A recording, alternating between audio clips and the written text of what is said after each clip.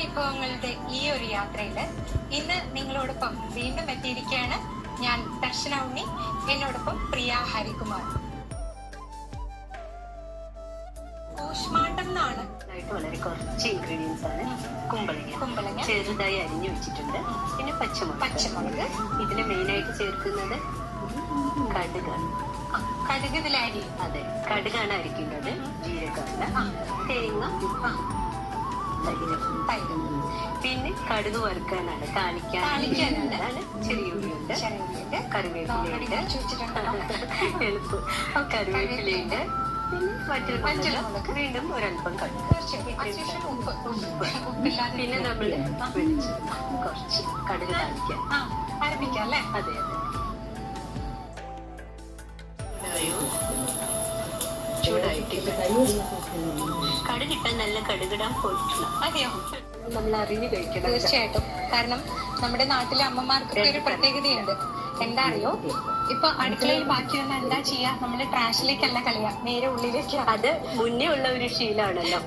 ആര് കഴിച്ചാലും ബാക്കി ഉണ്ടെങ്കിലും കഴിക്കുക. അത് മദേഴ്സിന്റെ ഒരു പക്ഷെ ആരും അങ്ങനെ ചെയ്യില്ല. ഞാനൊന്നും ചെയ്യില്ല. ഹെൽത്ത് കോൺഷ്യസ് ആവേണ്ടത് നമ്മൾ അവിടേക്കാണ്. അത് ഞാനിതൊന്ന് അരച്ചെടുക്കാം.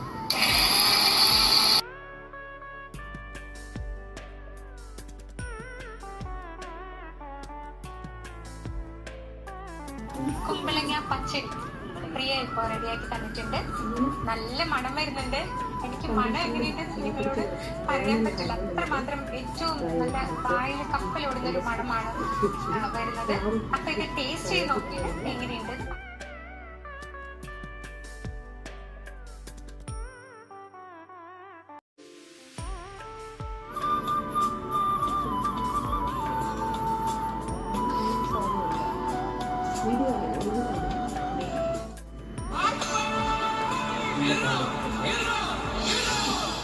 നമസ്കാരം. ഓണവിഭവങ്ങളുടെ ഈ ഒരു യാത്രയില് ഇന്ന് നിങ്ങളോടൊപ്പം വീണ്ടും എത്തിയിരിക്കുകയാണ് ഞാൻ ദർശന ഉണ്ണി, എന്നോടൊപ്പം പ്രിയ ഹരികുമാർ. കൂശ്മാണ്ഡം എന്നാണ് വളരെ കുറച്ച് ഇൻഗ്രീഡിയൻസ് ആണ്. കുമ്പളങ്ങ ചെറുതായി അരിഞ്ഞു വെച്ചിട്ടുണ്ട്. പിന്നെ പച്ചമുളക്. ഇതിന് മെയിൻ ആയിട്ട് ചേർക്കുന്നത് കടുകാണ്.